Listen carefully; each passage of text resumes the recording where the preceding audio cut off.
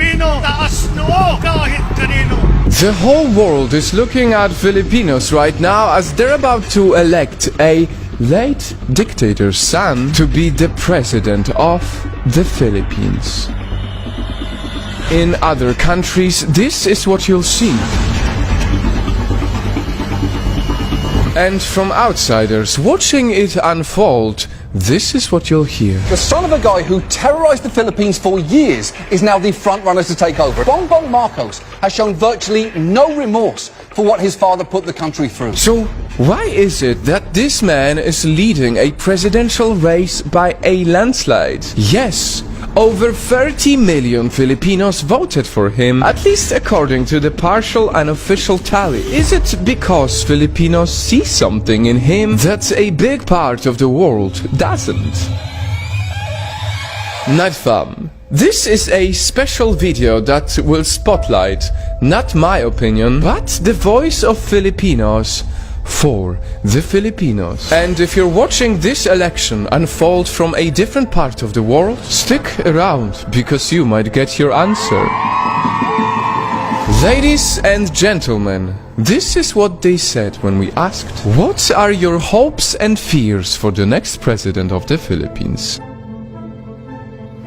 One thing is definite, as it's often in the politics, there is a strong contrast in opinions. One side is already bracing for really dark times. It's a really dark time for the Philippines right now. I fear that disappearance, torture, politically detained, death, and other unlawful acts against our freedom and human rights might happen again. While the other is celebrating a bright future ahead. And as 30 plus millions of Filipino people voted for him, I don't think we have the reasons to be afraid of because, yes, majority of us believed in him. Mabuhay ang Pilipinas. There is no reason to be fear because our new elected president is chosen by the majority. And I hope that new administration will help all of Filipinos in call of needs and put some good plans in health, education, economy and infrastructure. It's almost like they're living in different realities, holding different sets of facts. How could I trust a leader who uses disinformation networks to promote himself, fake news, and trolls? How could I support a leader who never liked attending debates, never liked being criticized? There are no fears, as it is the beginning of new era, a new place for Filipino to arise from prostration and hope. And maybe that is why Marcos Jr.'s call for unity during his campaign has resonated with a lot of people who are simply tired with the so-called toxic division. I fear that the relationships, friendships that's been broken by the elections, we all have our differences, we all have our own principles and beliefs. But then the critics also ask, what is the point of unity under a family name that has stolen so much from the country?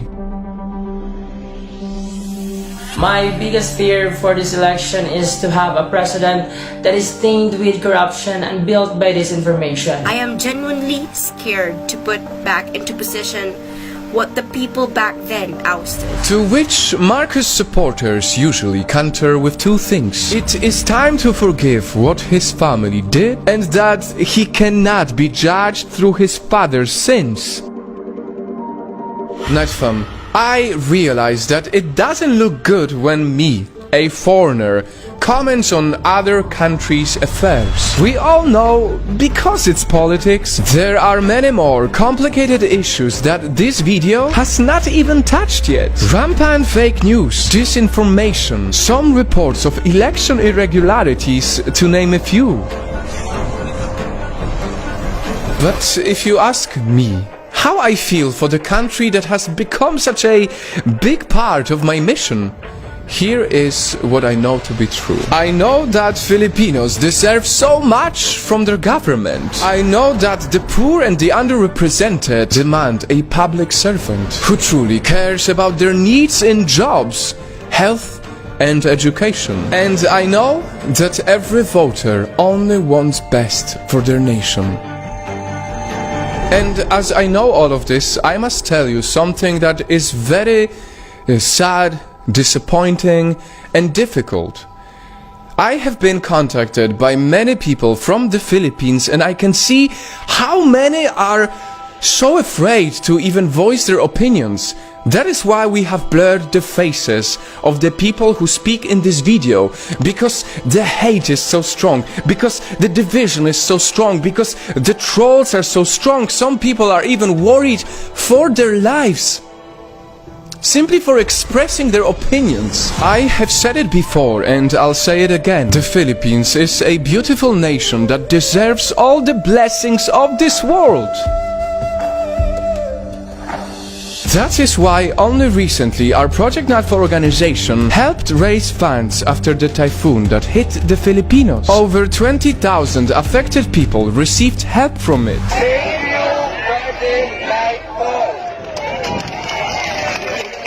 In that moment, in these big numbers, we saw a beautiful unity, and we hope that this type of unity will prevail no matter what, so that when the next elections happen, no one is scared for their lives in expressing their opinions about the future of their country.